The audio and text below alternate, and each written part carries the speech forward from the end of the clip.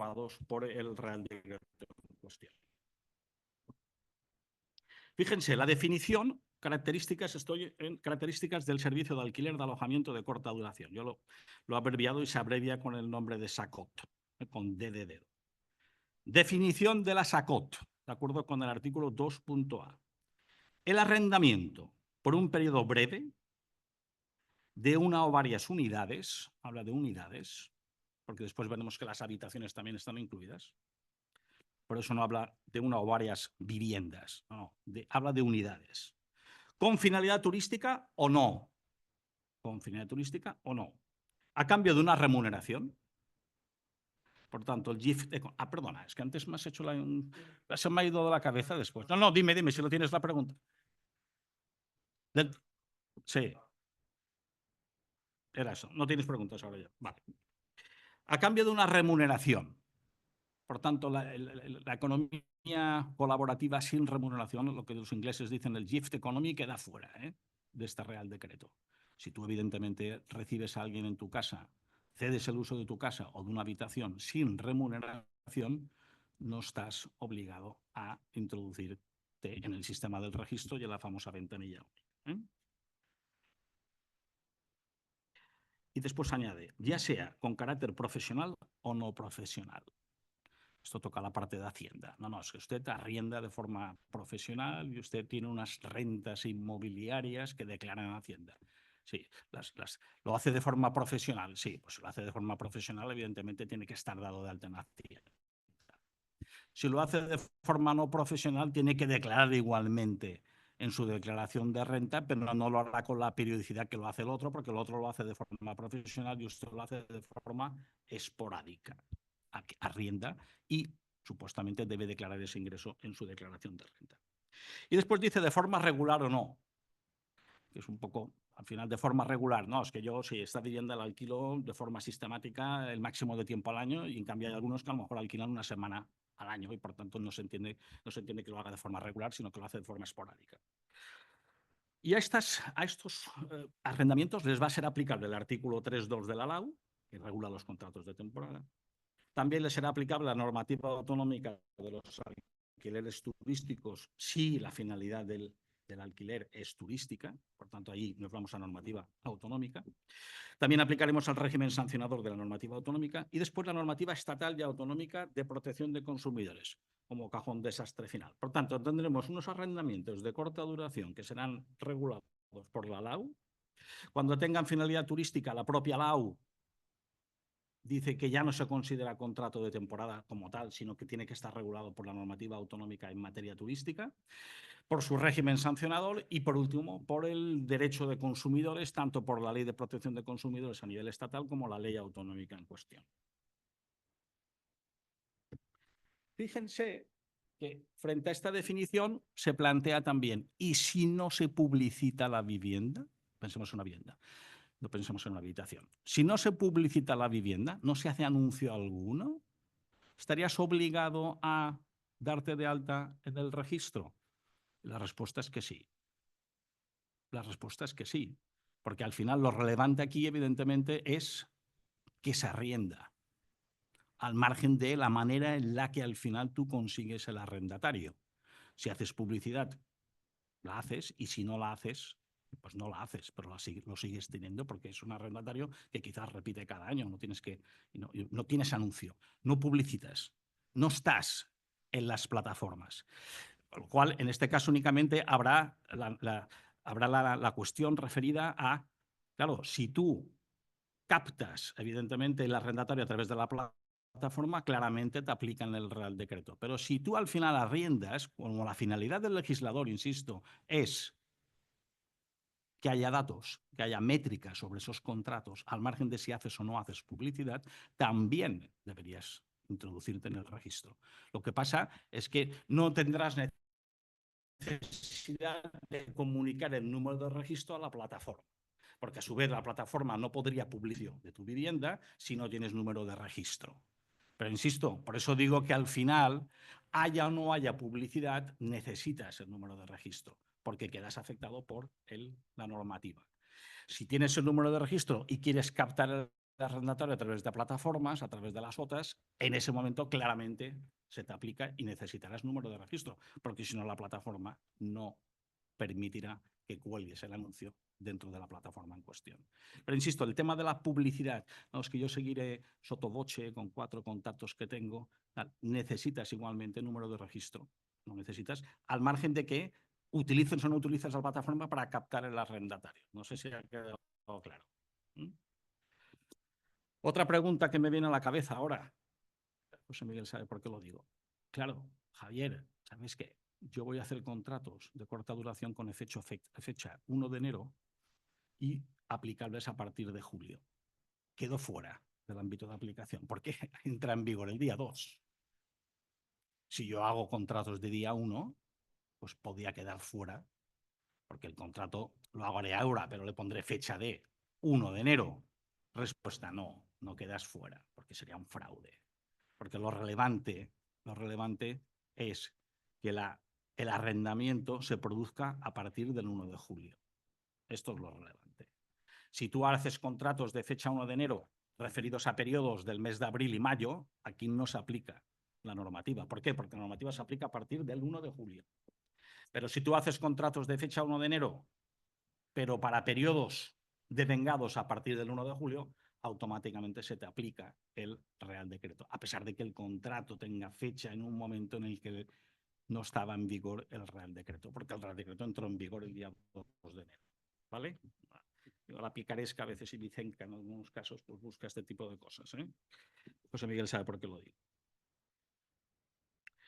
Después, es verdad que el reglamento no habla de periodo breve, sino que habla de periodo normalmente inferior a 12 meses. Y en la praxis, ese periodo inferior a 12 meses es lo que es el contrato de temporada aquí en España, de acuerdo con la LAO. Todo lo que sea inferior a un año, automáticamente queda como contrato de temporada. Lo que sea de un año y siguientes ya queda afectado por la larga duración. Define la unidad. Fíjense, también aquí hay una cuestión. ¿Qué es la unidad? Digas.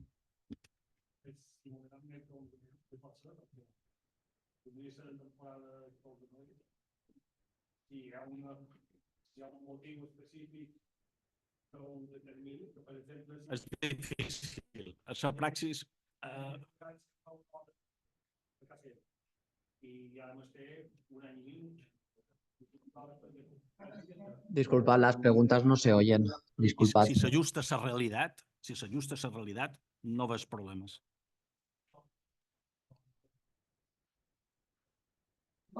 Disculpad, pero las preguntas no se oyen. Sí, bueno, el reglament diu... Perdó. ¿Puedes repetir la pregunta? Ah, sí, porque la pregunta no sé. Activa. Es que si no, no te escuchan. No, la pregunta era que los contratos de temporada pueden ir más allá de los 11 meses si por el motivo X, por ejemplo, una persona que está reformando su casa y alquila otra casa porque necesita un año y medio, si pues hay permisos de obra o algo que lo puedan justificar, sí, a ver, se puede ir más allá de los 11 meses un contrato de temporada. Jo te diria que sí, però també tenim que pensar que aquí entra en joc el registre de la propietat. Y el registro de la propiedad, los registradores son muy rigurosos. Y por eso funciona como funciona el registro. En este sentido, en este país es una de las instituciones que funciona mejor, desde mi punto de vista. Por tanto, en España, doctrinalmente, un contrato de temporada es un contrato inferior a 12 meses, porque busca, evidentemente, cubrir necesidades puntuales, por razones académicas, profesionales, médicas o de cualquier tipo. La jurisprudencia, hay mucha jurisprudencia al respecto. Un contrato de un año, más de un año, es un contrato, en principio, de larga duración, donde se podía activar la prórroga forzosa. En la praxis, esta disquisición teórica se soluciona de forma muy rápida. Tienes un contrato de temporada, 11 meses. No, escolta, que necesito un poco més de temps. No passa res, fas 2 contractes. Ja està. Fas uno de 11 y otro de 5. Ya está. Y sigues estando siempre. Y eso evita quizás eso evita la problemática que podamos tener con el registro de la propiedad. Porque si en el registro tú presentas un contrato de más de un año, al margen, es decir, de acuerdo con el Real Decreto del 96, te lo podía escribir, pero tú buscando el Real Decreto del 2024, intentando cumplir las obligaciones de este Real Decreto, aquí puede haber problemas. Consejo práctico. Sí, uno de 11 y y después haces uno de 6. pero se pueden encadenar estos contratos Sí, de temporada. sin ningún problema. Porque hubo un momento que, bueno, he leído No. que antes de hacer la ley, uno de los planteamientos que hacían es que no se pudiera encadenar y que Sí, tuviera pero que haber eso un es periodo una- de un mes. Sí, de- pero eso es una propuesta de ley que el grupo de Podemos, Sumar, los vascos, los de Bildu y compañía, y compañía, con todos los respetos, hay una propuesta en el Parlamento de finales de diciembre que intenta regular los contratos de temporada. Y eso es lo que has oído tú, de que se puedan o no encadenar. Pero eso es una propuesta que no es normativa en vigor a día de hoy, ¿eh? Por tanto, los contratos de temporada, cuando se encadenan, precisamente se genera el fraude de ley que yo antes refería. Se encadenan contratos de temporada, puede existir fraude de ley. No siempre, ¿eh? No siempre, ¿eh? Porque tú puedes tener una necesidad puntual y tienes 11 meses y después dices, no, pero yo quiero ahora 6 meses más y haces un contrato de 6. Porque la cuestión es que la realidad de la relación arrendaticia sea la que realmente se adecua al contrato de temporada. El problema es que a veces el arrendatario te dice desde el minuto 1 a ti como propietario, oye, yo quiero, sí, me gusta mucho Buñola, me gustaría vivir en Buñola los próximos años y mis hijos están escolarizados. Este señor busca contratos de larga duración y tú le haces un traje de 11 meses. Eso es fraude. Pero lo que tú has oído tiene más conexión con otra normativa que vendrá, no sé si se aprobará, se tendrá que tramitar y si se aprueba tendremos que ver después el juego de esa normativa que definirá bien los contratos de temporada, lo desarrollará mucho más, porque con la ley de arrendamientos urbanos, contrato de temporada, solo hay la referencia del 3.2, no hay nada más, no se dice nada más. Y en cambio aquí era una normativa enfocada a los contratos de temporada estricto sensu. ¿Vale? Más preguntas. Vale, unidad. Un alojamiento. Perdón. Sí. Bueno, era muy parecido a lo que ha dicho él. Entonces, haciendo un resumen a efectos prácticos, para nosotros, se puede hacer contratos de 11 meses justificado y tal. Y si existe la necesidad de ampliarlo, se puede hacer un anexo vinculante al primer No, contrato. un nuevo contrato. Un nuevo Mejor contrato. un nuevo contrato. ¿Y tiene un plazo máximo también o No, indefinido? bueno, sí que lo tiene implícitamente, porque si es contrato de temporada será siempre inferior a un año. Pero Sí. tú puedes hacer un contrato de temporada de una semana, de 3 días o de 2 meses. Pero si es de 1 año y medio, por ejemplo, porque por un motivo No, 1 año y medio, yo pensando que esos contratos al final acabarán en el registro y acabarán en la ventanilla única, yo como el Real Decreto habla de corta duración, la corta duración del reglamento lo expresa como contratos de menos de 12 meses, yo personalmente a día de hoy sería partidario de hacer 2 contratos. Que serán 2 contratos de temporada reales, pero serán 2, porque así evitarás hacer contratos de más de un año. Porque si haces contratos de más de un año, ya parece que caes en los contratos de larga duración, prórroga forzosa y que no están amparados o no están afectados, perdón, por este Real Decreto, porque un contrato de larga duración no está afectado por este Real Decreto, ¿eh? Vale. ¿Y Que si el quede claro. arrendatario es una persona jurídica? Bueno, ahora lo veremos precisamente. Sí, Ahora eso va llegaremos, aparte. porque en los contratos de corta duración solo se plantean respecto de arrendatarios personas físicas. Perdón, los contratos de corta duración que quedan afectados por este Real Decreto. ¿Vale? Unidad. Unidad habla de un alojamiento Disculpar, amueblado. Pregunta del perdonad, millón. Oye, Javier. ¿se escucha? ¿Hola? No.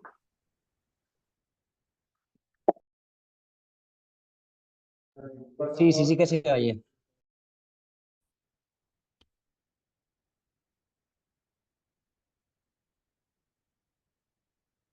Vale.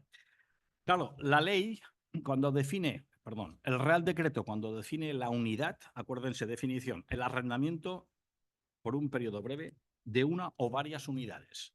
Cuando define lo que es unidad, habla de alojamiento amueblado. Pregunta del millón. Yo si arriendo sin muebles, quedo fuera del ámbito de aplicación. Yo digo, tenro.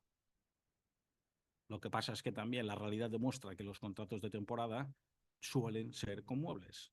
porque precisamente la corta duración provoca que el arrendatario no quiera instalar sus muebles. Pero este matiz es importante. ¿Puede existir contratos de corta duración sin muebles? Sí. Y si son sin muebles, quedan fuera del ámbito de aplicación de este Real Decreto. Porque la unidad que recae la obligación de notificación es sobre unidad con muebles, que es un poco la misma finalidad que también se expresa en la vivienda vacacional. Es impensable con la ley turística, es decir, sería contra legem, contra la ley turística, que se arrienden viviendas vacacionales sin muebles. Nadie se lo ha ocurrido, porque es impensable. ¿Por qué? Porque la ley define esas estancias turísticas en viviendas amuebladas, preparadas para el uso directo e inmediato. Tú cedes la vivienda y cedes un apartamento para ser utilizado de forma inmediata. En ningún caso la ley turística. Ahora hago una extrapolación a la ley turística. La ley turística balear no contempla la cesión de la comercialización de estancias turísticas en viviendas no amuebladas. Conceptualmente no existe eso. Hombre, si la vivienda no está amueblada, ¿puedo hacer alquiler turístico? La respuesta es no. No, porque la ley, cuando habla de estancias turísticas en viviendas residenciales, asume claramente por la definición que deben estar amuebladas. Y aquí, evidentemente, el contrato de temporada es un contrato también que lleva implícito el hecho de que si tú haces un contrato de temporada sobre un inmueble, ese inmueble, esa vivienda, debe estar amueblada. ¿Vale? Es condición. Alojamiento amueblado, de una parte o de la totalidad de la vivienda. De una parte o de la totalidad de la vivienda. Aquí, por tanto, es posible el arrendamiento de habitaciones, sin ninguna duda, porque el Código Civil lo permite. La ley turística no. La ley turística no permite la cesión turística de una habitación, salvo cuando se trata de persona física que reside en la vivienda y convive con, y va a convivir, porque lo ha anunciado así, que va a convivir con el turista. Eso está permès.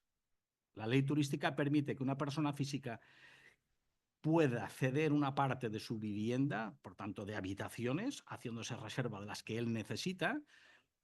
A Balear, sí. No, a dia d'avui no hi ha places, perquè hi ha una moratòria des de febrer del 22.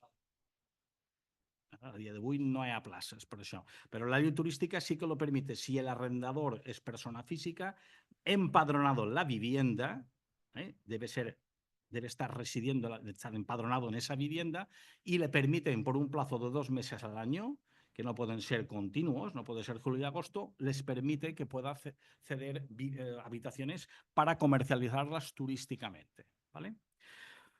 En cambio, el Código Civil, cuando no hablamos de alquiler vacacional, sino que hablamos de alquiler, punto, simplemente sujeto al AU, y si es de corta duración, por tanto, contratos de temporada, aquí sí que el Código Civil, no la LAU, el Código Civil sí que permite el arrendamiento de habitaciones. Vale. Seguimos. Definición de anfitrión. Persona física o jurídica, anfitrión, guión, arrendador. Persona física o jurídica que tiene la intención de prestar un servicio de alojamiento, los famosos SACOT. En cambio, la definición de huésped es distinta. Huésped, que es el que recibe, el arrendatario, persona física alojada en una unidad. Si el arrendatario es persona jurídica, porque el arrendatario es aquella empresa que necesita espacio para sus trabajadores, como es muy lógico y muy, digamos, muy de costumbre ahora en los últimos años aquí en Baleares, dicho contrato quedaría fuera de aplicación de este Real Decreto. Insisto, si el arrendatario es persona jurídica, no estamos ya dentro del ámbito de aplicación del Real Decreto. Sería el caso, claramente, serían contratos de temporada, porque están justificadas por razones profesionales. Tú buscas un apartamento de 4 habitaciones para tus 4 trabajadores que trabajan en tu hotel. Pero si el arrendatario, como suele ser habitual, es persona jurídica, porque no será persona física, será la hotelera, que pedirá que será dispuesta a pagar esa renta al propietario. En este caso, ese contrato sería contrato de corta duración, sería contrato de temporada, pero no estaría dentro del ámbito de aplicación del Real Decreto. Porque la persona jurídica, por definición, como en la definición de huésped, queda excluida. El reglamento, cuando habla de huésped, piensa en persona física. También es normal. Pero es verdad que ese fenómeno también que existe, la praxis, la realidad, de personas jurídicas que alquilan viviendas, pero no las alquilan evidentemente para sí, porque la persona jurídica no puede dormir en la cama, la alquila para sus trabajadores. Ese fenómeno, muy típico de aquí, a lo mejor de algunos otros sitios, pero de zonas turísticas, eso queda excluido del Real Decreto. Exclusiones. ¿Qué arrendamientos quedan excluidos al margen de las matizaciones que he hecho yo? Quedan excluidos los arrendamientos sin remuneración, el llamado gift economy. Quedan excluidos todos los servicios de alojamiento en hoteles y alojamientos turísticos en general. Todo lo que sea establecimiento turístico, hotelero y extrahotelero queda excluido. Queda excluido porque el reglamento así lo ha definido, ¿eh? Es decir, porque ellos tienen su propia métrica para esos alojamientos, ¿eh? Y después se incluye también los albergues y los campings. Y curiosamente, una realidad que tenemos aquí en Baleares ahora, que está de moda en Palma, y pone aparcamientos para caravanas. Aparcamientos para caravanas. También se habla de aparcamientos, lo cual tampoco no. Claro, las caravanas hay gente, pero habla de aparcamiento de la caravana. Eso quedaría también excluido. Campings, albergues y al final cualquier tipo de establecimiento hotelero o extrahotelero que quede englobado dentro de la normativa turística balear. Un hotel de interior es hotel, queda excluido. Un agroturismo es un establecimiento turístico específico de Baleares, queda excluido. El hotel rural queda excluido. Todo lo que sea turístico queda excluido. Porque lo que busca son viviendas básicamente, bueno, viviendas de particulares. Vale. Para conseguir los famosos datos, tener métrica y poder establecer políticas adecuadas y proporcionales a la realidad que se vive, se crean dos instrumentos. La ventanilla única digital de arrendamientos, que va a recoger e intercambiar datos sobre alquileres de corta duración y que depende del Ministerio de la Vivienda y de Agenda Urbana. Eso es la ventanilla única digital a nivel nacional. Depende insisto, del Ministerio de la Vivienda. Y después se crea otro instrumento que es el procedimiento de registro único de arrendamientos, que lo que establece aquí se desarrolla el procedimiento de registro de este tipo de arrendamiento que depende del registro de la propiedad y de registro de bienes muebles. Claro, hablo de la propiedad y de bienes muebles porque hay una cuestión que no he incidido porque no afecta al tema que nos afecta a nosotros, que también se prevé aquí la anotación de las embarcaciones, es decir, los arrendamientos de embarcaciones de buques que están inscritos en el registro de bienes muebles, esos también quedan afectados por el Real Decreto, porque también hay personas que se alojan evidentemente en embarcaciones y eso dependería lo veremos, de un procedimiento de registro en el registro de bienes muebles donde están los buques inscritos. Por tanto, el registro de la propiedad respecto a los bienes inmuebles y el registro de bienes muebles respecto de las embarcaciones son los dos instrumentos públicos que son conocidos, que dependen del Ministerio de Justicia, como ustedes saben, pero que dependen en última instancia de la figura de los registradores, que son funcionarios públicos, pero que también, al mismo tiempo, también tienen una catalogación como profesionales. Y de ellos dependen los registros correspondientes.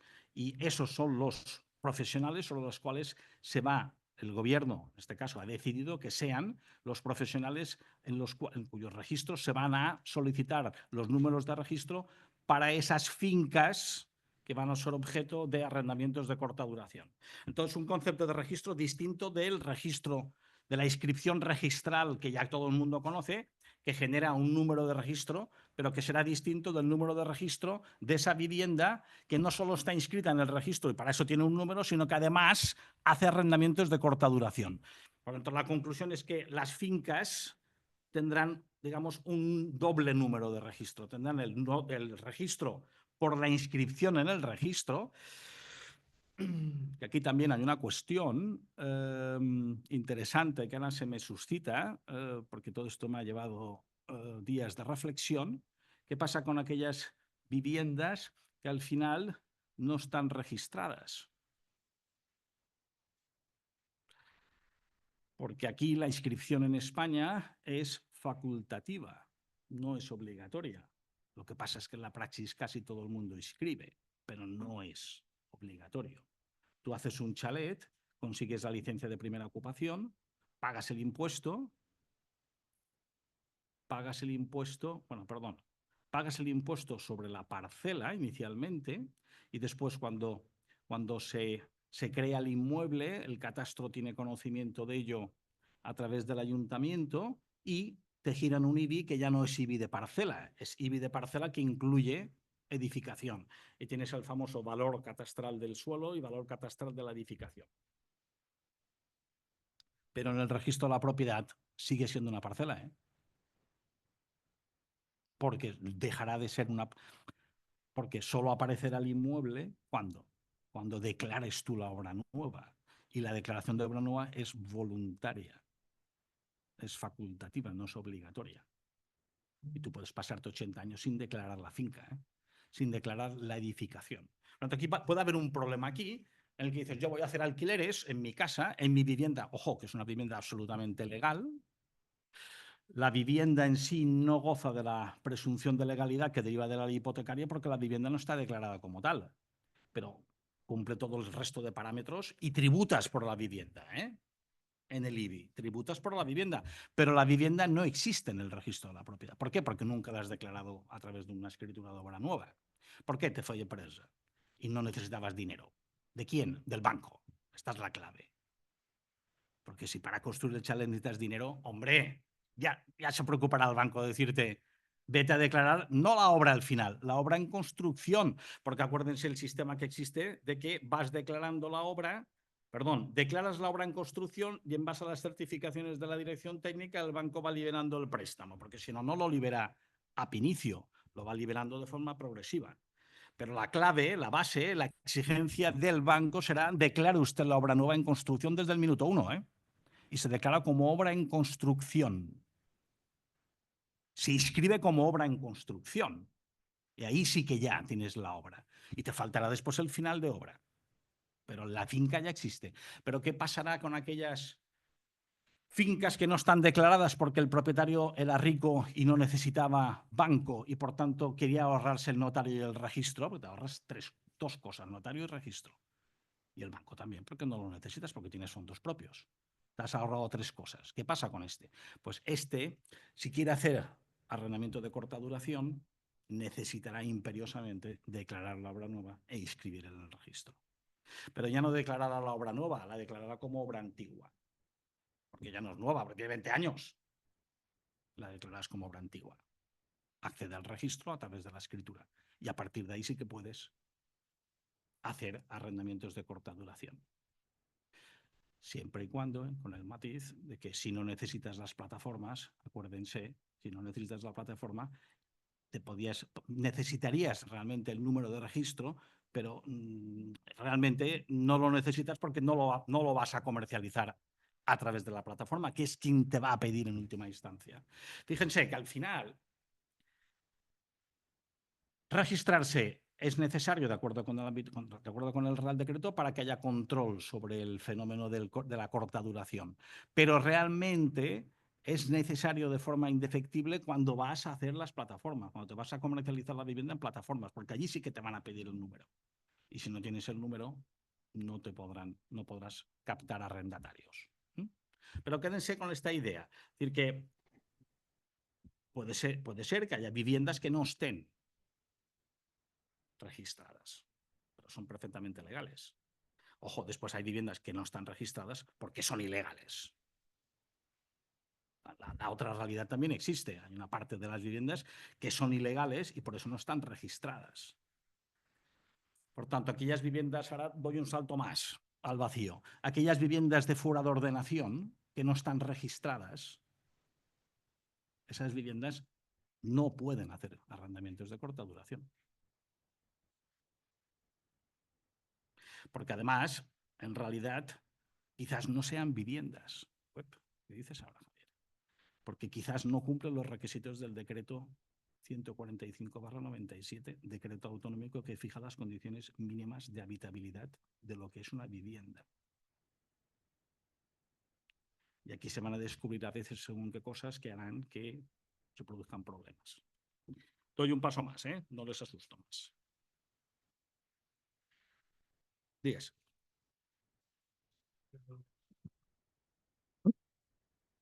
Perdona. També hi ha vivendes registrades que estan fora d'ordenació. ¿Qué Sí, pero pasa? las viviendas que están registradas, que están fuera de ordenación, son viviendas legales, porque la presunción de legalidad del reglamento hipotecario, en la medida en que está inscrita, actúa. Son viviendas legales. Lo que pasa es que no cumplen la normativa urbanística. Correcto. Es un poco el problema, cosa que es difícil después de entender. En un extranjero, por ejemplo, no lo entiendes. No.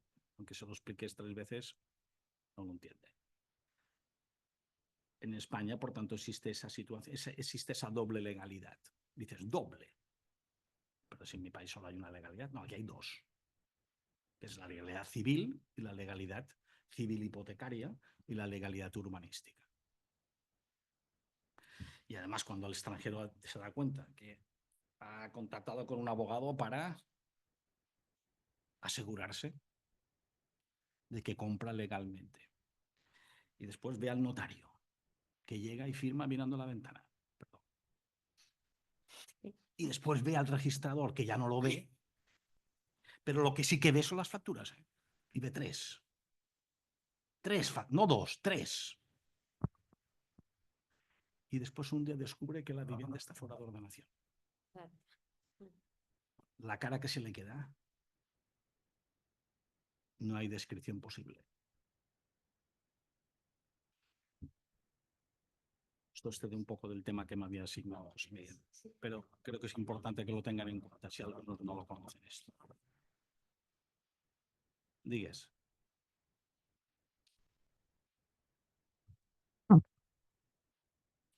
Entiendo que para registrar tienes que ser propietario registral. Si eres propietario porque has heredado pero no has inscrito, no puedes registrar en esta nueva.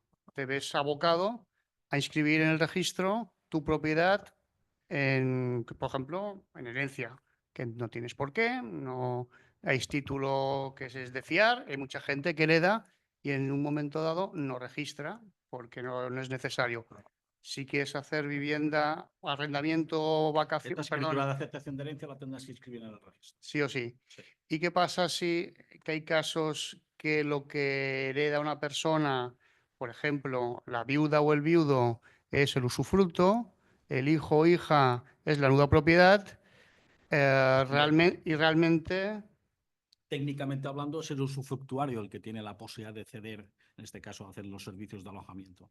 En el evidentemente, caso de los arrendamientos, porque es el que tiene el uso del bien y pero decide cederlo a un tercero. correcto, pues en la práctica mucha gente mayor se queda con el usufructo, no renuncia a él, pero de facto le dice al hijo o la hija, nudo propietario, ya yo eras tú y ya cobra lo que vulguis cobrar.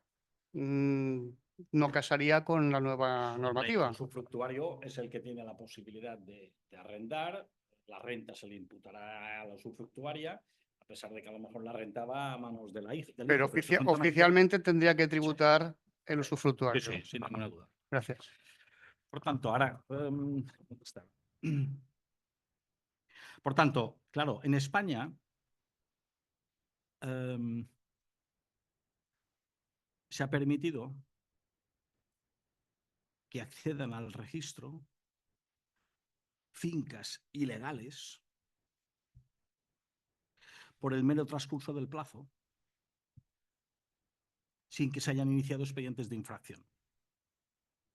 Por tanto, tú construyes un almacén agrícola o un almacén ganadero donde tenías esports, en un momento donat, gracias a que los celadores no existían, o si existían miraban hacia otro lado, todo esto es dejación de funciones de funcionarios públicos, y más en localidades pequeñas, Miquelet, no venguis per allà. Ah, no, el próximo any no vayis per allà. Eso funcionaba así. Y el celador iba hacia otro lado y no venía por aquello solo. No lo veía. Si no lo veía y no había vecinos que lo denunciasen, la agencia de disciplina se le estaba esperando, pero ni existía. Ahora existe y depende del Consejo Insular, como ustedes saben.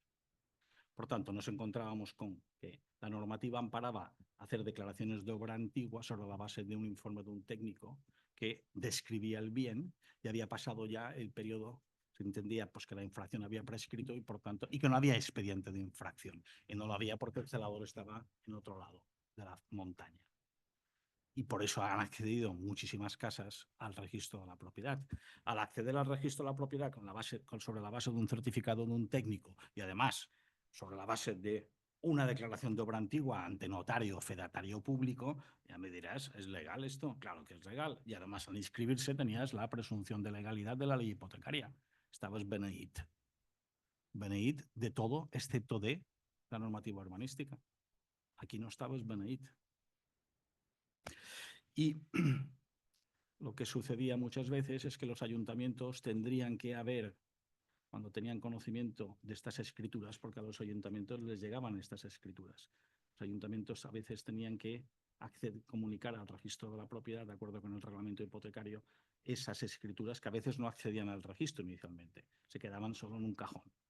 Pero esas comunicaciones tampoco no se han hecho en muchos casos. Por tanto, al final, el que compra lo hace al amparo de una nota registral sacada por el notario del registro, ve la vivienda coincide con la realidad física y te quedas tranquilo.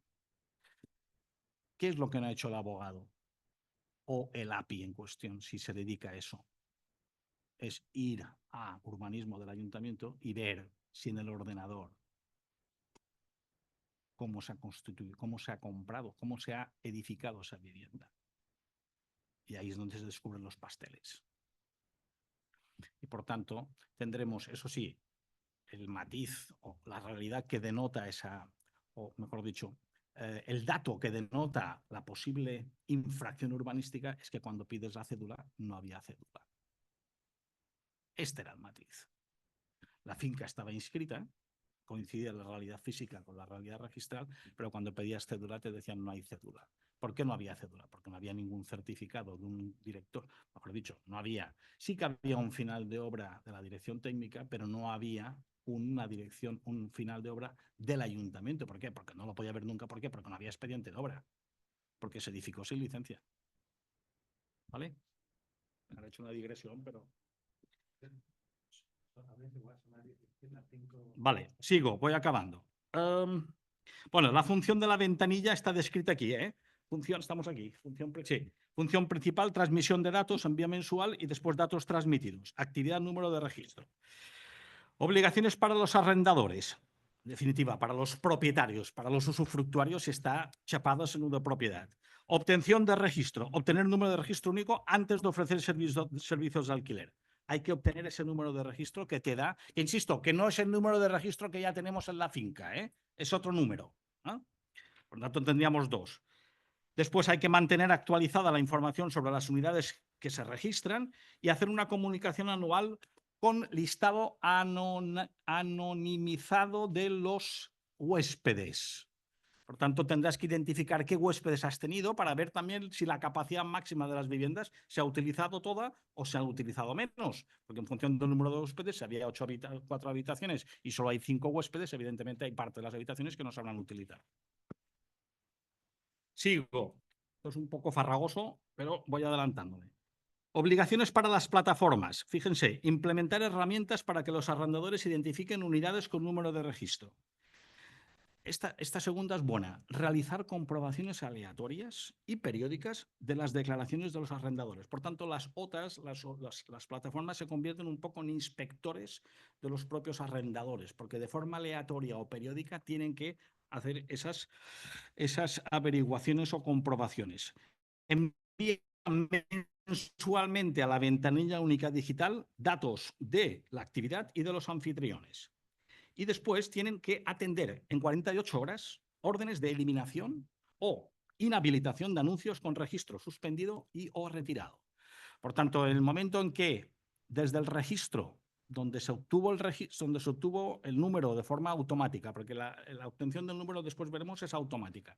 Si después se producen, hay defectos en la documentación aportada, se ha dado un periodo de subsanación para que se subsanen esos defectos y no se subsanan, puede quedar en suspenso inicialmente, deja de tener validez el número o en última instancia puede ser objeto de retirada. Si es objeto de retirada o queda en suspenso, automáticamente el registro informa a Ventanilla y Ventanilla informa directamente a las plataformas. Por tanto, esa vivienda que estaba ahí colgada para ser objeto de alquiler queda fuera de esa plataforma. El proceso de obtención del código de registro único se plantea aquí, ya lo leerán, tanto en papel como en vía electrónica. El papel también se permite ir al registro. ¿En qué registro? En el registro donde está inscrita la finca en cuestión. A Felanich, a Manacor, a Petra. Habrá que ir al registro en cuestión. Se adjunta título habilitante, licencia turística, en su caso, cuando quieres hacer arrendamientos de corta duración, evidentemente con finalidad turística. Si no hay finalidad turística, no vas a aportar la licencia porque no la tendrás inicialmente, seguramente. Y después habrá que identificar la dirección específica de la unidad, el código registral único y referencia catastral. Y después, tipo de unidad, si se ofrece la totalidad de la vivienda para ser arrendada o se ofrece únicamente parte de ella o determinadas unidades, en este caso habitaciones. Y número máximo de personas arrendatarias. Pensemos aquí que la asignación del número de registro único, del código de registro único, es automática por parte del registro de la propiedad al que te dirijas. Por tanto, no hay una labor ab inicio de examen. Solicitas y te dan el número. Lo que pasa es que después hay una labor de análisis de la documentación aportada. Y aquí es cuando se plantea la posibilidad de que yo aquí introduzco la cuestión, esto lo comentaré en la calificación al llegar. Por tanto, obtención automática inmediata del número necesario para la oferta del inmueble de la plataforma. Por tanto, tú pides, siendo titular registral, pides el número, te lo dan de forma automática. Y a partir de ahí, en el caso turístico, si has hecho el DRIAD, automáticamente puedes ya colgar el anuncio en la plataforma.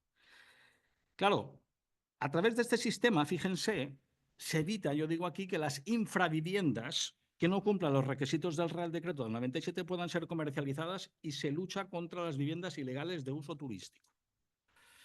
Me explico. Claro, si tú vas a hacer alquileres de corta duración con finalidad turística, tienes que tener licencia.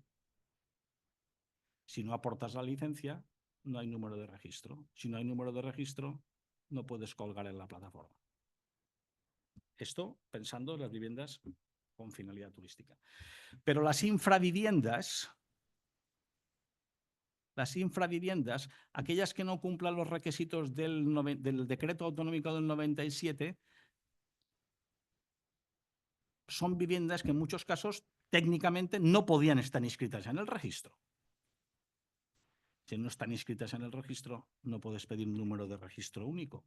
Si no puedes pedir número de registro único, no podrás arrendar esas viviendas. Por eso, indirectamente, también se lucha contra las infraviviendas. Pensemos que hay viviendas, y en España pasa, hay viviendas que son legales, pero que después el propietario ha hecho reformas en el interior de la vivienda y lo que era una vivienda se ha convertido en 3 apartamentitos. Y esos 3 apartamentos, al margen de que no tiene licencia de ningún tipo, no cumple los requisitos del decreto. Si lo que pretende, evidentemente, es inscribir las 3 unidades o considerar la cesión de 3 unidades de 3 habitaciones, no se encontrará en el registro esa finca en cuestión, no debería encontrarse porque no ha podido nunca acceder al registro. El ataque a la infravivienda indirectamente se produce a través de este mecanismo. Porque es lamentable que en la realidad lo que se ve a veces que es objeto de alquiler, cuando realmente no cumple los requisitos del decreto. Y lo que te encuentras es que la Consellería de la Vivienda, que es la que debería luchar contra aquellas viviendas que no cumplen los requisitos del decreto autonómico de la cédula de habitabilidad, no lo hace por falta básicamente de medios.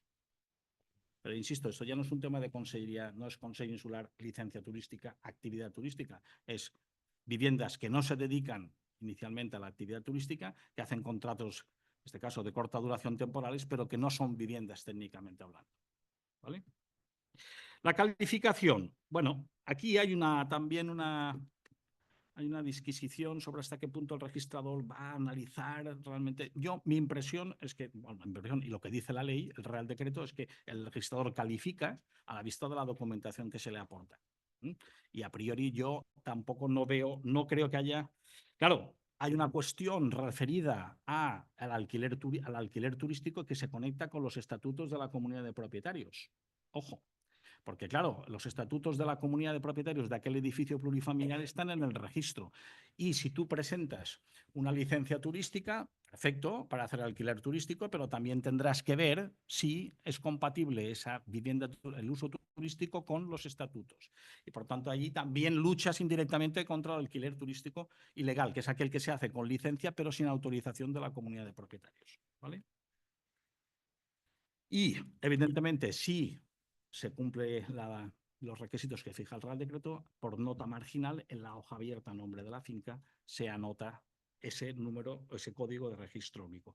Si existen defectos y se pasan 7 días sin subsanarlos, cuando habrá calificación negativa y posibilidad de suspensión de la validez del número asignado. Aquí hay un cuadro que sale las posibilidades de incumplir, es decir, retirada del número. ¿En qué casos te retiran el número? Tú tienes el número, para el cabo de te retiran el número. ¿Por qué? En el primer caso, por incumplimiento, por no cumplir los requisitos para acceso, para continuar accediendo al registro, baja voluntaria y uso indebido. A un matiz, una cosa que he pasado rápida y que a lo mejor no se ha captado. Código de registro único. Tú puedes tener dos. Dos números, sí. ¿Por qué? Porque tú puedes decidir en un momento determinado hacer arrendamiento de corta duración, sujeto a la LAU, y puedes decidir en cualquier momento también, durante el mismo año, hacer alquiler vacacional, con licencia turística, porque la tienes. Y por tanto, una misma vivienda tiene dos códigos. Y cuando va a hacer alquiler turístico y lo cuelga en la plataforma, necesitará ese código de vivienda de corta duración con finalidad turística, y cuando va a hacer alquiler no turístico pero quiere utilizar la plataforma para captar arrendatarios, meterá el número de registro sin finalidad turística.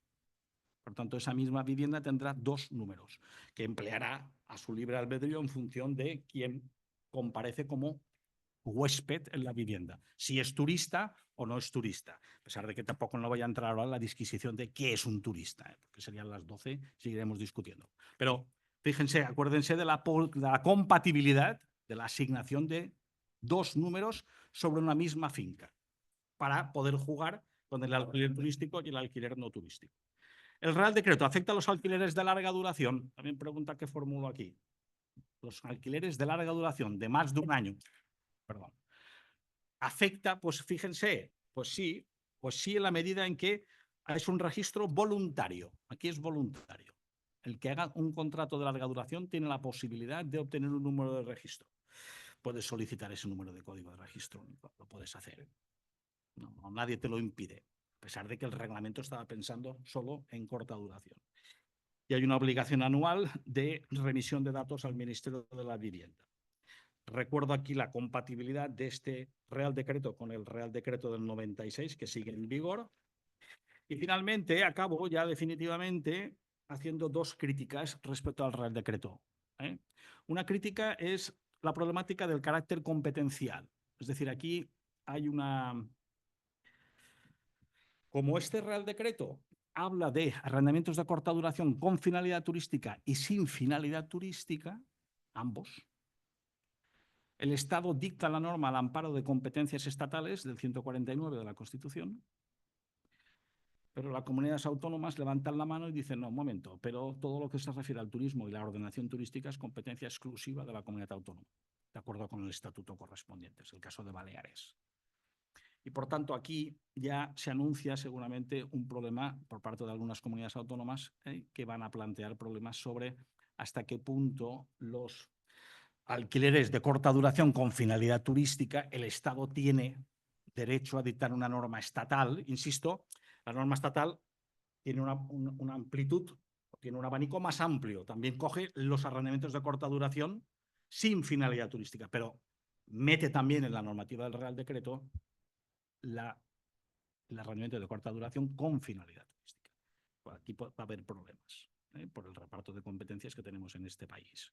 Competencias exclusivas y competencias de la comunidad autónoma y del Estado.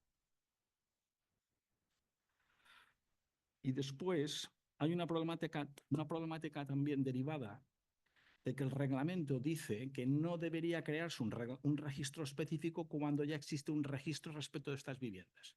Y aquí hay una asociación de vivienda vacacional de Canarias que ya ha planteado, en este caso, un recurso ante el Supremo y una denuncia formal ante la Comisión Europea porque entiende que el Estado español ha incumplido la normativa comunitaria. En este caso, el artículo creo que es 4.3.a del reglamento, que además es norma, al ser norma europea, prima sobre el derecho nacional, la primacía del derecho comunitario sobre el derecho nacional, y entiende para las viviendas de alquiler turístico, para las viviendas de uso vacacional, dice, no, aquí se implementa un segundo registro porque ya existe un registro, porque las viviendas vacacionales están ya registradas en un registro administrativo que depende de cada comunidad autónoma. Y tienen razón. Y el reglamento dice específicamente que prohíbe expresamente la duplicidad de registros. El reglamento prohíbe explícitamente la duplicidad de registros.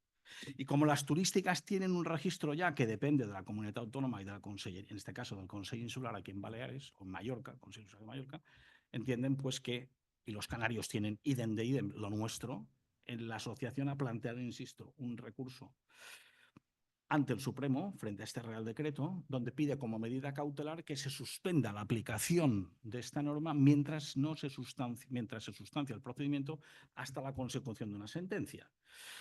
Con lo cual, las cosas de Palacio van despacio. El Supremo, aunque plantees una medida cautelar con la propia demanda, donde le dices al Supremo suspenda la vigencia de la norma a la espera de que se dicte sentencia, porque la sentencia en el Supremo podría tardar 3 años. Pero no sé qué pasará. Pero insisto, podría pasar que a lo mejor llega el 1 de julio y no tenemos obligación de pedir registro al registro de la propiedad, al código de identificación, al registro, porque ha quedado en suspenso como consecuencia de la medida cautelar que pidió esta asociación canaria al impugnar el Real Decreto ante el Supremo. Tampoco se sabe, la denuncia formal ante la Comisión no se sabe tampoco en qué pasos dará. En su momento la Comisión tendrá que recepcionar el tema. Pero es verdad que es un caso un poco paradigmático en el que el reglamento prohíbe la duplicidad de registros. Y en el caso de la turística, evidentemente el registro ya existe. En el caso de la no turística, no. Los arrendamientos de corta duración sin finalidad turística, estos no están registrados. Y por tanto sí que la norma en este sentido sería claramente compatible con el derecho comunitario. Pero en el caso de las viviendas turísticas sí que habría duplicidad y por tanto habría incompatibilidad. Perdonen mi extensión y si he sido un poco aburrido, les pido disculpas. Gracias.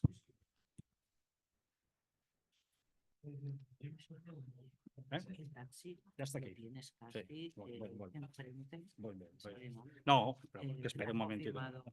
Si me llaman, digo, Sí. Un momento. Bueno, tengo 5 minutos si quieren para alguna pregunta y si no, me tienen perfectamente identificado. Vale. A ver, vamos a leer las preguntas que habéis volcado en el chat.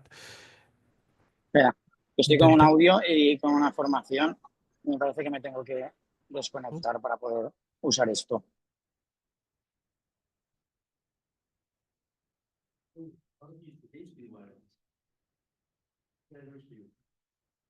No, porque no tens mitjans informàtics per fer-ho.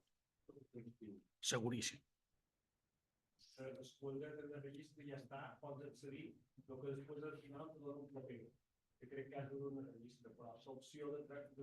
Bueno, han fet la pestanya, a lo millor, però realment és aplicable a partir del 1 de julio. Jo crec que no. Sí que el paper s'ha de donar de registre cada fill. Cada any tens que fer la sol·licitud del número. I cada any te donaran el mateix número. Sí.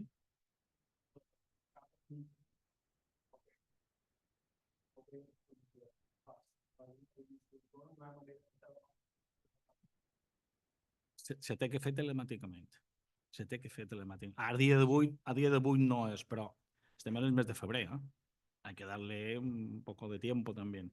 Lo que puede pasar es que, como pasa también en este tema del registro de viajeros, que los hoteles y las viviendas vacacionales, como sabéis, també tenen obligació d'acord amb un Real Decreto de fa 3 anys, des 21, que s'ha anat prorrogant su no aplicació. Al final va entrar en vigor ara el mes de gener i els hotelers estan que trinen. Perquè quan tu tens que introduir els datos dels huéspedes, te quedes penjat. Quin avantatge té això? Que, entre cometes, que si no, al final no el fiques, tampoc jo no he sentit cap tipus d'expedient sancionador del Ministerio del Interior contra una vivienda vacacional, que es caso, o contra un hotelero por no aportación de datos de los turistas que se hospedan en su casa. Jo no l'he vist mai, això. És a dir, la vivenda vacacional, igual que els hotels, té obligació de comunicar. Pero si el sistema no te lo permite y cuando vas con el quinto, el sexto pasaporte, pues resulta que cae el sistema, arriba un moment que potser dius, saps que tu? Ara l'has dit. I, per tant, hi ha molt de huéspedes que no han estat mai notificats en el Ministeri de l'Interior, però el que no he vist mai és un expedient sancionador perquè usted no introdujo los datos de los canadienses que estuvieron en su casa. Jo no l'he vist mai, això. Però tot és possible, ¿eh? Sí, vamos rápido. Bueno, allí, las preguntas del chat.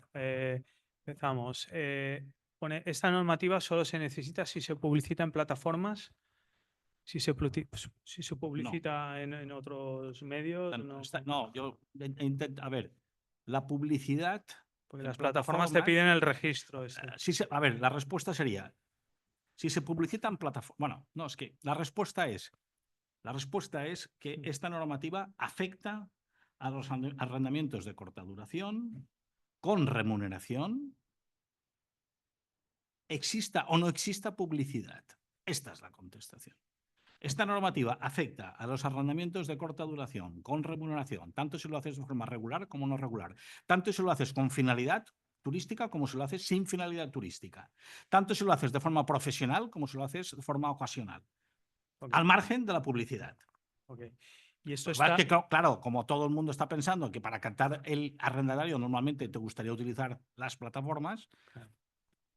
Y está en vigor desde... Está en vigor desde el 2 de enero, pero es aplicable, la distinción, entra en vigor desde el 2 de enero, pero es de obligatorio cumplimiento a partir del 1 de julio. Del 25, vale.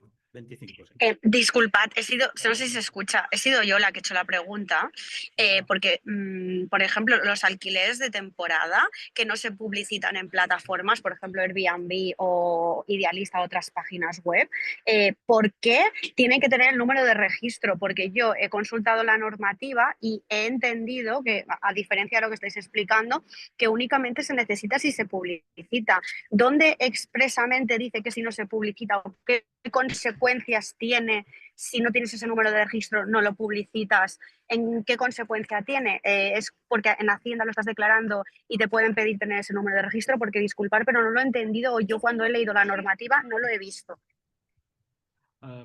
Leyendo la normativa, si la finalidad esencial es tener métrica y datos de los contratos de corta duración, yo entiendo, a pesar de que no se habla de publicidad en ningún momento y tampoco se establece ningún tipo de infracción, es una norma en este sentido un poco especial, hay una referencia indirecta a la normativa sancionadora derivada de la normativa turística cuando trates de contratos de temporada de finalidad turística, ahí sí, pero esto es una norma que no prevé unas infracciones en caso de incumplimiento. Pero si atiendes a la finalidad de la norma, si se trata de tener datos y métrica de la realidad de los contratos de corta duración, tanto si haces como si no haces publicidad, evidentemente deberías obtener ese número. Esta es mi reflexión, mi opinión. Porque, insisto, ya sé que seguramente esos contratos de temporada que no se publicitan son pocos, porque la mayoría irán a plataformas. También ya lo sé. Por eso, evidentemente, las plataformas le dicen, usted no puede publicitar si no tiene número que le asigne, que le dé el propietario.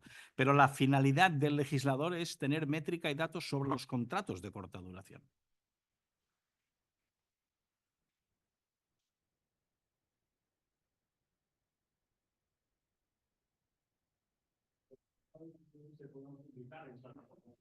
De hecho, ya se permite. De hecho, se permite. Los contratos...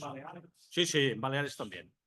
Cuando la finalidad claramente es una finalidad no turística, tú puedes a día de hoy, lo estableces, lo publicitas y por tanto a día de hoy se permite. Pero en las teoría plataformas- hay un párrafo en la ley que yo... No, no, no. Seguro. Segurísimo, no, seguro, segurísimo. Si yo lo veo cada día, segurísimo. Tú puedes a día de hoy utilizar las plataformas para comercializar viviendas sin finalidad turística. Insisto, tú puedes utilizar las plataformas. Había una corriente y había una inspiración de la reforma y de la ley turística de que las plataformas se consideraban siempre canales de comercialización turística. Pero o sea, eso existe, pero la inspección de turismo ha ido cambiando a medida que también se ha ido introduciendo jurisprudencia. Existen sentencias de la sala y de lo contencioso administrativo donde si tú acreditas que efectivamente sin tener licencia has hecho contratos de temporada, porque la finalidad era no turística, evidentemente que puedes acceder a las plataformas. Por eso las plataformas a día de hoy no te exigen el número de licencia.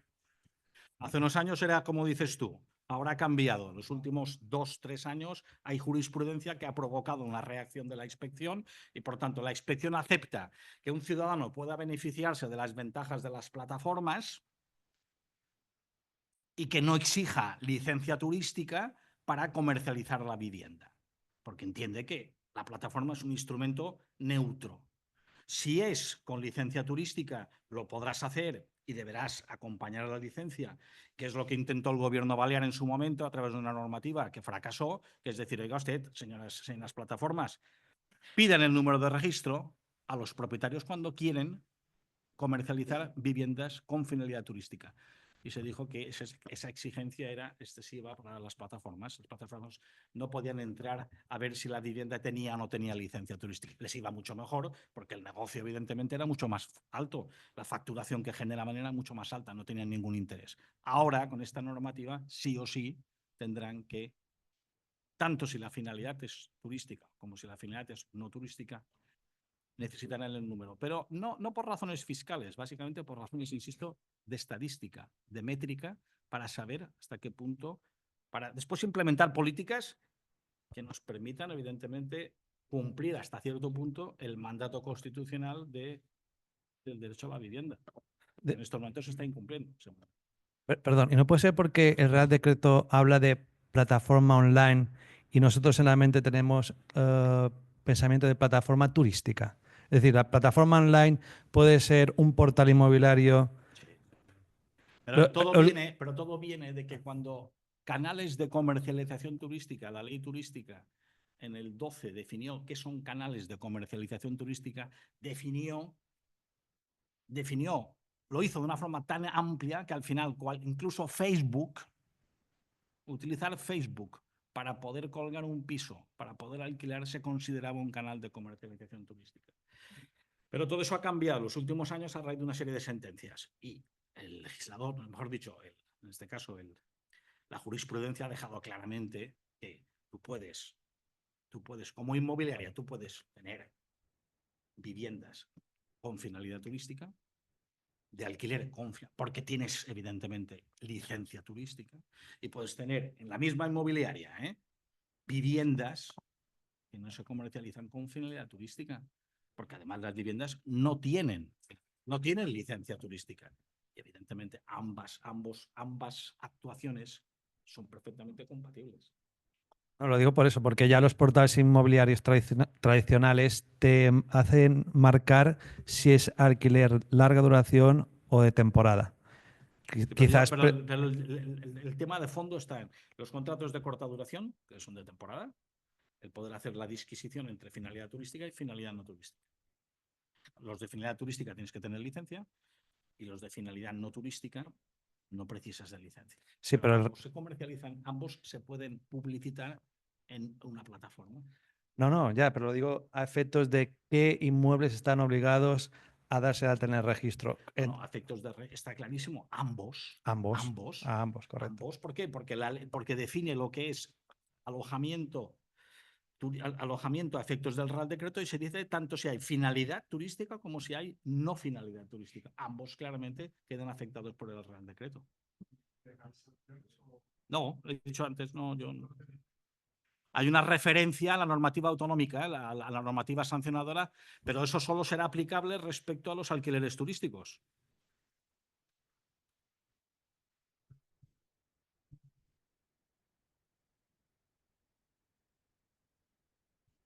Y un caso práctico, si tú promueves una vivienda para larga estancia y te contactan empresas y te dicen, oye, mira, sé que la anuncias a larga estancia, pero me interesa para mi empresa durante 8 meses. Si tú llegas a cerrar el acuerdo, tienes que ir al Sería un registro. contrato de corta duración, pero si el huésped, si el huésped es persona jurídica, en este caso, como solo se contempla persona física, queda fuera del ámbito de No, aplicación. del no te Real queda absolutamente nada de esto. No. nuevo, No se te aplica el Real Decreto porque el huésped tiene que ser persona física. ¿Y tú lo puedes publicitar así, como se alquila solo a empresas, por ejemplo? Puedes hacer la publicidad que quieras. Es un tema de que si tú haces esa publicidad, solo se alquila a empresas, no estás obligado a pedir al registro de la propiedad de la finca que quieres alquilar ese código. Vale. Ese código es un nuevo número que te tienen Sí, que sí. dar. No lo pedirás tú. ¿Por qué? Porque estás fuera del ámbito de aplicación del Real Decreto. ¿Por qué? Porque vas a alquilar a empresas. Vale. No vas a alquilar a personas físicas.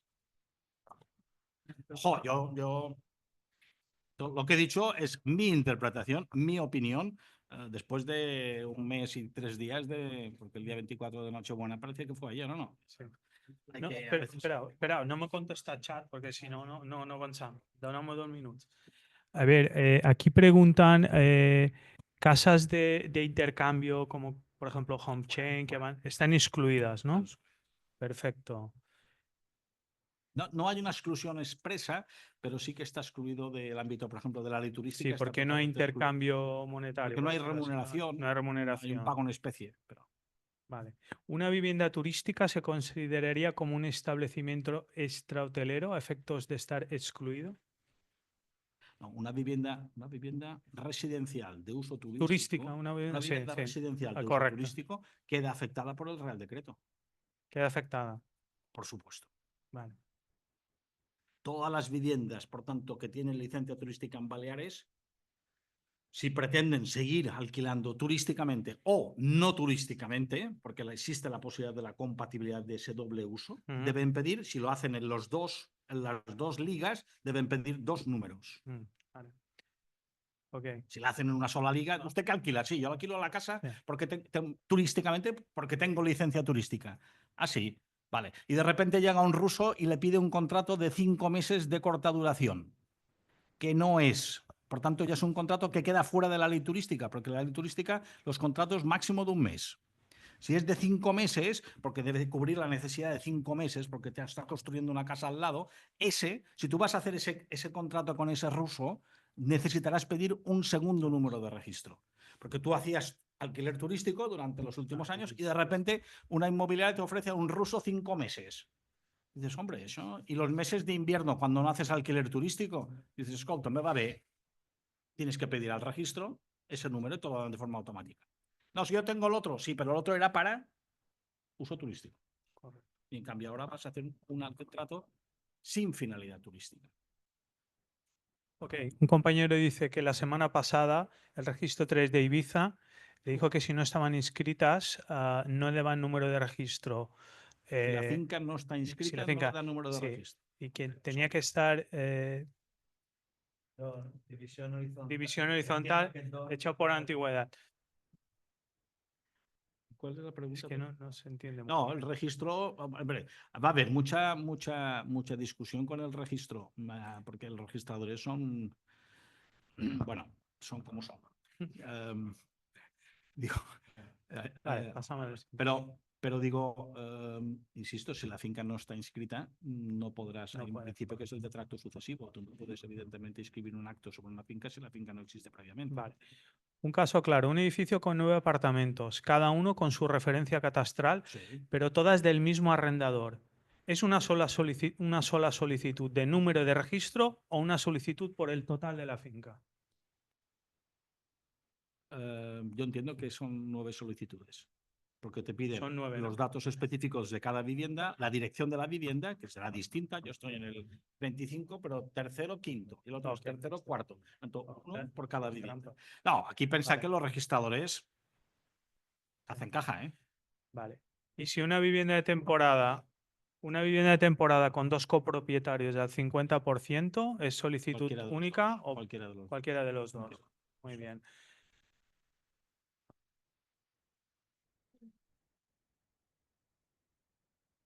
Si es por habitación, no, la solicitud será única, pero tú tendrás que identificar que quieres alquilar 3 habitaciones. Vale. Pero la solicitud será... Respecto al número de Sí, yo registro, entiendo que la solicitud es única, porque la ley te dice o alquilas todo, pondrá todo o parte. Tú pondrás parte y si pones parte, tendrás que identificar 2 habitaciones. La solicitud es única.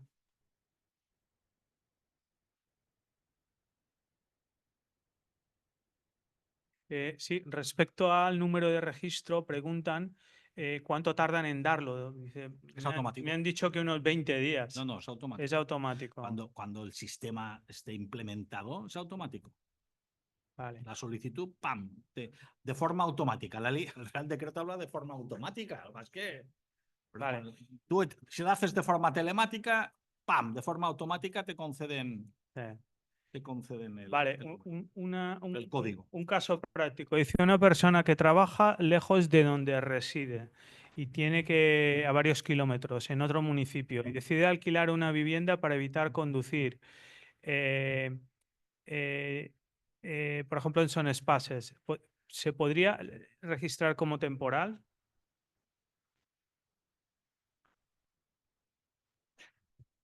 Es decir, hombre, se podía registrar Sonrizar como el temporal. rizo. Hombre, yo creo que si tú...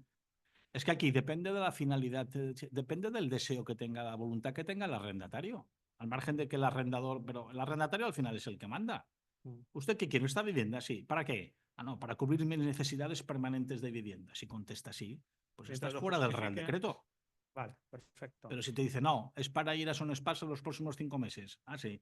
Y después ya no lo necesitas, pues en este caso, por eso usted pide un piso en Palma y no en Manacor. Sí, pues es un contrato de corta duración. No, El arrendatario mezcla, está mezclando, digamos, la temporalidad con el destino de vivienda habitual. Él dice, no es de temporada, quizás no es de temporada, pero no será mi vivienda habitual. O sea, la pregunta para mí la respuesta es lo que has dicho, lo que marca es la duración, la temporalidad.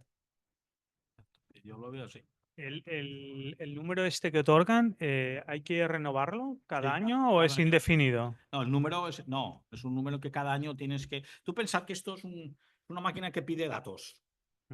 Y no basta pedir un número al principio, sino que cada año, porque cada año tendrás que después decir qué alquileres has hecho y anonimizar, digamos, el número de huéspedes.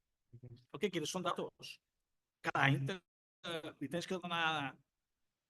Es como es caballo, lo tienes que donar cada día. Ya, porque si no, aquí cada año hay que dar información. Porque además cada año un año hago contratos de temporada y otro año me paro y no hago nada. ¿Por qué? Porque mi hija ha venido de Estados Unidos y necesita el piso. Que ya cambia. Como quieren información en tiempo real, cada año hay que volver a actualizar todo. Para ver el parque final que hay en España o en Baleares de vivienda de corta duración en este caso. ¿Cuál es el parque real? No, es que si tenemos datos de hace 5 años, no, aquí cada año vas a tener información.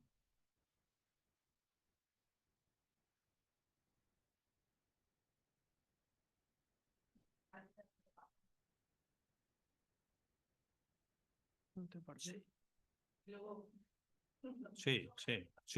Lo lógico es que te des de baja, porque si no vas a hacer contratos de temporada, te das de baja. Pides la baja voluntaria y la vuelves a pedir el número cuando lo necesites. Es igual que, no, en materia turística es distinto, porque la ley te dice que se presupone en materia turística que si tienes licencia es porque haces alquiler vacacional. Y la ley solo prevé que si durante 3 años de forma ininterrumpida no haces alquiler vacacional, la administración de oficio puede iniciar un expediente de caducidad de la licencia. Pero claro, al final dices, ¿se ha hecho? No, yo no lo he visto nunca. ¿Por qué? Porque no tienen capacidad de estar mirando. Si durante 3 años de forma ininterrumpida no haces. ¿Por qué? Porque lo lógico es que si tienes licencia, hagas alquiler vacacional, porque si no, es verdad que hay algunos muy comodones que dicen, no, este año no haré. Pero digo, que hagas un día, haz un día. Pero es verdad que si haces un día tienes que darte de alta en la Cotasa. Y aquí ya complicas más las cosas, porque entra la TIP. Pero lo que dices tú, igual que lo lógico sería, si las licencias turísticas estuviesen a l'abast de tothom, dirían, hago alquiler, sí, lo pido. Ahora no hago, pues presento la baja y que lo emplee otro. Es que, tal como está el mercado de las licencias turísticas, no es aconsejable. Si lo tienes, la guardas. La guardas, aunque no hagas alquiler vacacional. Guárdala.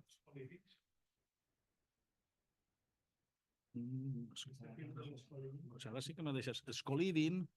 Escoliving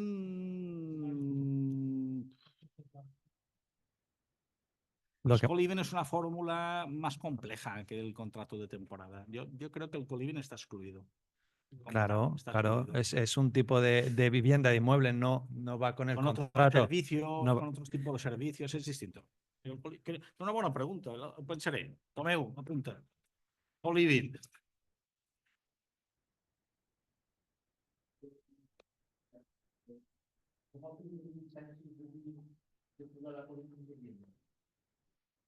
No t'he entès. Policia, dius ara. Sí. No, això ja és antic. És que ara s'ha unificado a través del Ministerio del Interior. ¿Quién se pregunta?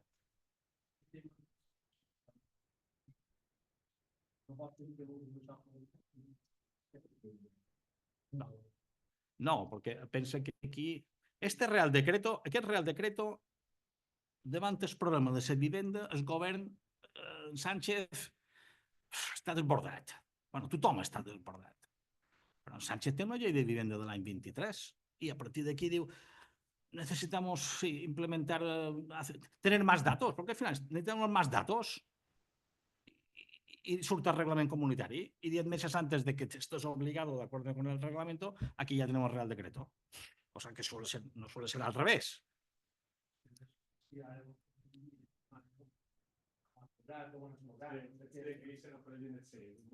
Sí, però això és respecte al Real Decreto que ja està en vigor des de dia 1 de gener, que ve de l'any 21, que s'ha anat prorrogant, que no s'aplica perquè no tenim sistema. Sí, ja ho sé. Te demanen fins a escalfoncillo, pràcticament. Sí. Hombre, Hisenda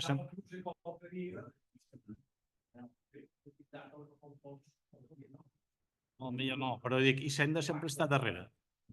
Hisenda sempre li interessa tenir més datos. Però els datos d'aquí no és Hacienda la que està detrás.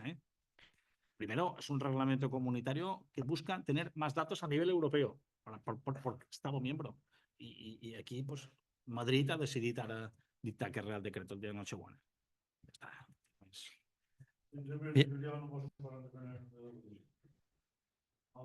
Fins al mes de juliol tu no tens obligació de tenir número de registre. Quan comencis dia 1 de juliol amb un lloguer i els lloguers que comencin el dia 15 de juny tampoc tens obligació.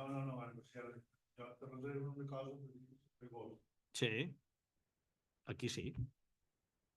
Però no el tens que demanar ara, el tens que demanar a partir del dia 1 de juliol. No hi ha problema. No, tu pots acceptar les reserves. Tu pots acceptar les reserves que vulguis. Això no té cap problema. Les plataformes CD8 no t'exigeixen tampoc, perquè no les és aplicables. Les és aplicable a partir del 1 de julio. No, és que no poden fer res més. Tenen que esperar a tenir... No, però tampoc no demanar el número dia 1 de juliol. Demanar-lo abans. Si el sistema ja està implementat a nivell telemàtic i digital i tot això, però en Espanya les coses digitales van despacio.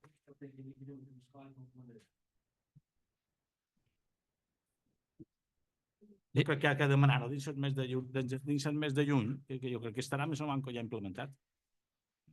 Bueno, yo creo que ha resuelto muchas dudas. Lo que pasa es que se acumulan dudas a las que ya teníamos sobre lo que es uso vivienda, contrato de vivienda, uso distinto de vivienda por causa temporalidad, ¿vale? Pero yo lo que entiendo es que todo lo que sean alquileres de temporada, ¿vale? Corta A duración corta- y inferior a estén amueblados, que es lo único que me queda claro, que estén amueblados, pues tienen que darse de alta en el registro. Hoy por hoy, la interpretación, al entiendo, margen de que hagas o no publicidad en las plataformas. Este cor- es un matiz, pero yo...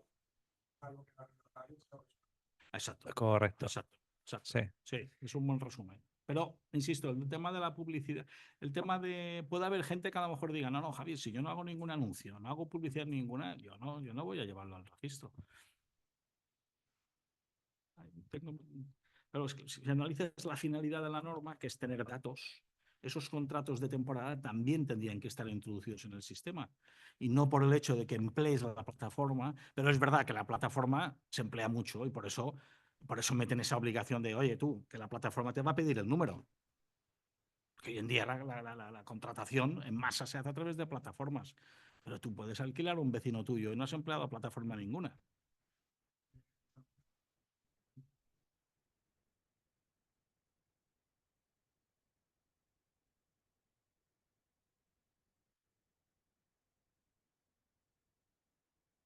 Hombre, yo creo que algún tipo de sanción,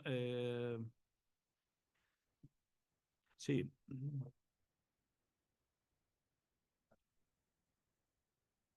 A lo mejor quitan el reglamento, también han anunciado, a lo mejor, y ahí especifican algo más. Pero es verdad que la ley de vivienda también contempla, la ley de vivienda estatal contempla normativa sancionadora y podían aplicar esa normativa también.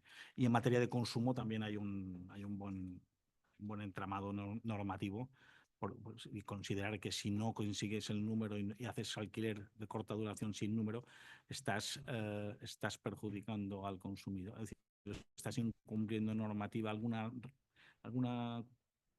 te pueden por vía de consumo creo que te pueden atacar, porque tienen a veces normas redactadas de una forma muy amplia que te permiten, mira, a pesar de que no se especifica, pero te pueden meter por ahí. Bueno. Ya está. Pues yo me acordaba del reglamento, pero ya está, contestado. Moltes gràcies. La disposición adicional cuarta yo no la tenía en la cabeza. Pues nada, Javier. Muchas gracias. Vale. Gracias a todos.